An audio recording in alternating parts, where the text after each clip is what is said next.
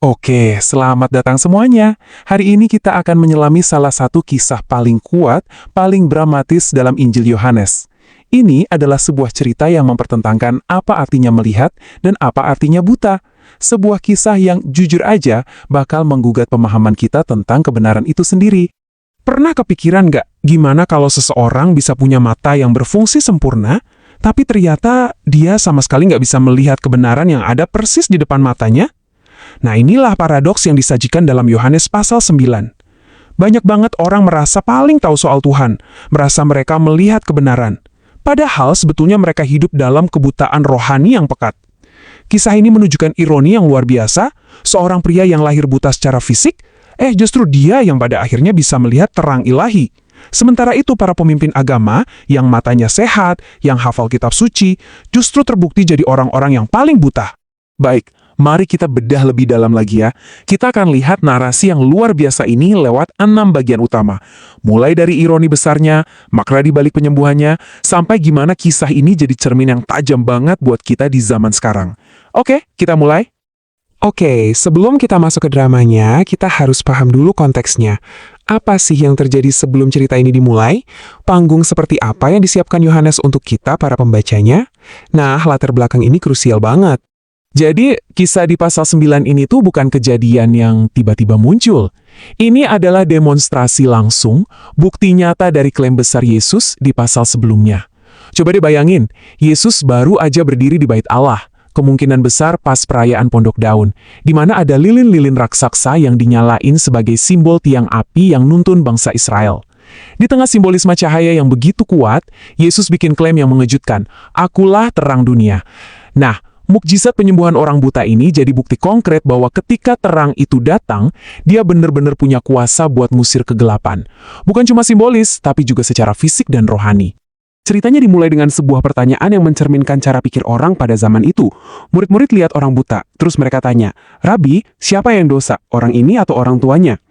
Ini adalah cerminan dari apa yang kita sebut teologi retributif. Jadi sebuah keyakinan kuat bahwa kalau kamu taat, kamu diberkati, kalau kamu berdosa, kamu dikutuk. Simple. Buat mereka, penderitaan separah ini pasti ada penyebab dosanya. Mereka sibuk cari kambing hitam buat sebuah tragedi. Tapi, Yesus datang dan boom! Dia langsung hancurkan cara pandang ini dengan jawaban yang super radikal. Dia mengubah total arah pembicaraan. Yesus nggak tertarik nyari siapa yang salah. Sebaliknya, dia geser fokusnya dari penyebab penderitaan ke tujuan ilahi di balik penderitaan itu.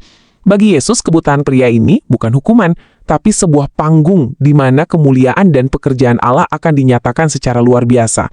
Ini pelajaran pertama nih. Tuhan bisa pakai situasi paling gelap sekalipun untuk menyatakan terangnya. Oke, sekarang kita pindah ke mujizatnya sendiri.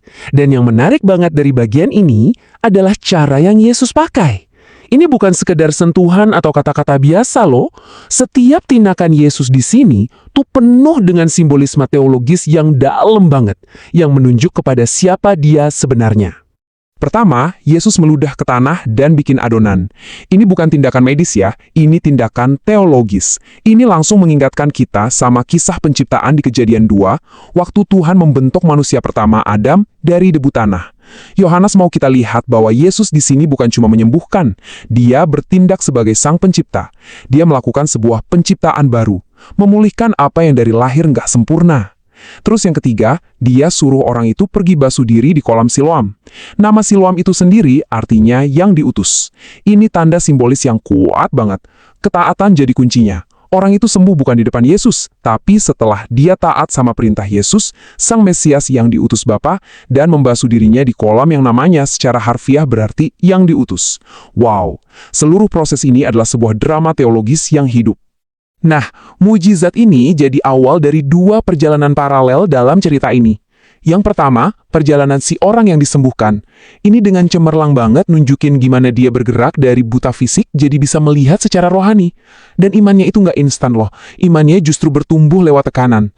Coba perhatikan deh, progresnya.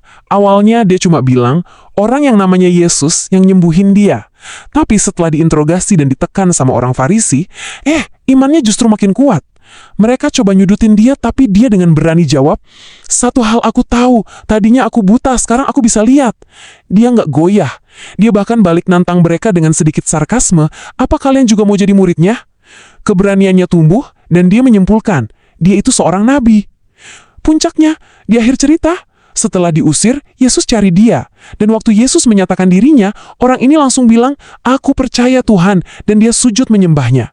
Ini perjalanan iman yang asli, yang ditempa oleh perlawanan. Nah, sekarang kita lihat sisi sebaliknya yang kontras banget. Perjalanan kedua, perjalanannya kaum Farisi. Mereka ini mulai dengan penglihatan fisik yang sempurna dan pengetahuan kitab suci yang luar biasa. Tapi mereka justru berakhir dalam kegelapan rohani total. Dan inilah ironi utama dari seluruh pasal ini, teman-teman. Di saat mata orang buta itu terbuka, para ahli agama ini justru secara aktif membutakan diri mereka sendiri. Kenapa? Karena mujizat ini mengancam sistem mereka. Kalau Yesus benar dari Tuhan, maka otoritas dan tafsiran mereka tentang hukum Taurat jadi taruhannya. Mereka bukannya merayakan kesembuhan, mereka malah sibuk investigasi, cari-cari kesalahan, dan puncaknya, mereka usir saksi hidup dari pekerjaan Tuhan. Mereka lebih milih mempertahankan sistem mereka daripada menerima kebenaran. Jadi, inti masalahnya di sini, bagi mereka, masalah utamanya adalah Yesus melakukan mujizat di hari Sabat. Aturan buatan manusia tentang Sabat, yang harusnya jadi hari sukacita, udah jadi berhala buat mereka. Mereka lebih sibuk jaga aturan daripada mengasihi manusia. Sistem keagamaan mereka yang harusnya membawa mereka dekat sama Tuhan, malah jadi penghalang, jadi tembok tebal yang bikin mereka nggak bisa lihat karya belas kasihan Tuhan yang luar biasa di depan mata mereka. Oke, cerita kuno ini bukan cuma catatan sejarah. Cerita ini berfungsi seperti cermin yang kuat, yang maksa kita buat ngaca dan memeriksa komunitas iman kita sendiri hari ini. Karena pola yang terjadi sama orang Farisi, itu bisa terjadi di gereja manapun, kapanpun. Kisah ini kasih kita peringatan keras bahwa agama itu sendiri bisa jadi alat kebutaan rohani. Kapan? Ya, ketika hati kita penuh kesombongan. Ketika kita lebih fokus sama aturan dan prosedur daripada relasi dengan Tuhan. Ketika kita lebih pentingin tradisi atau kepentingan kelompok daripada kebenaran. Dan yang paling bahaya, ketika kita biarin konflik internal dan kepentingan manusia menutupi pekerjaan Tuhan di tengah-tengah kita. Hal ini nyambung banget sama panggilan gereja zaman sekarang. Contohnya, tema pelayanan GBKP tahun 2026, relasi dengan Allah, atau dalam bahasa Karo, Nandai di Bata. Nandai itu bukan cuma tahu di otak, tapi mengenal secara pribadi, secara mendalam, lewat pengalaman. Tema ini bukan cuma slogan gerejawi. Ini adalah panggilan yang mendesak untuk kembali ke inti iman kita, mengejar perjumpaan pribadi dengan Tuhan, seperti yang dialami orang buta itu. Bukan cuma sibuk menjalankan agama yang kosong seperti kaum Farisi. Nah, ini dia inti persoalannya. Kita harus berani bertanya dengan jujur. Apakah semua pelayanan kita, program-program kita, struktur organisasi kita, lahir dari relasi yang nyata dan hidup dengan Tuhan? Atau jangan-jangan semua itu malah jadi pengganti dari relasi itu sendiri? Kisah Yohanes 9 mengingatkan kita, aktivitas keagamaan yang super padat sekalipun tidak menjamin adanya kedekatan dengan Allah. Dan ini membawa kita ke kesimpulan dari Yesus yang, tajam dan menusuk banget. Sebuah ringkasan dari seluruh drama teologis yang baru aja kita saksikan. Pernyataan ini sebuah paradoks yang luar biasa. Kehadiran Kristus, sang terang dunia itu memaksa setiap orang memilih. Kehadirannya itu akan memberi penglihatan kepada mereka yang rendah hati, yang ngaku kalau mereka buta dan butuh terang. Tapi di saat yang sama, kehadiran terang yang sama justru akan menelanjangi dan membuktikan kebutaan dari mereka yang sombong, yang merasa dan mengklaim mereka udah bisa melihat dengan jelas. Jadi, pertanyaan terakhir dari kisah ini buat kita semua renungkan bukanlah seberapa aktif kita di gereja. Pertanyaan yang jauh lebih dalam adalah, apakah kita benar-benar sudah mengalami perjumpaan pribadi yang membuka mata kita oleh sang terang dunia? Atau jangan-jangan kita ini adalah orang-orang Farisi modern yang begitu sibuk dengan agama kita, sampai kita nggak sadar kalau sebenarnya kita lagi berjalan dalam kegelapan? Kalau pengajaran ini memberkati dan membuka pemahaman Anda tentang firman Tuhan, jangan lupa ya untuk subscribe channel YouTube Timothy Muham. Aktifkan juga lonceng notifikasinya. Dan bagikan pembahasan mendalam ini kepada orang-orang yang Anda tahu butuh kebenaran firman Tuhan. Karena kebenaran ini harus terus diberitakan. Mari kita sama-sama bantu lebih banyak orang untuk keluar dari kebutaan rohani dan menemukan kehidupan yang sejati di dalam terang Kristus. Sampai jumpa di pembahasan berikutnya. Amazing grace, how sweet the kuasa.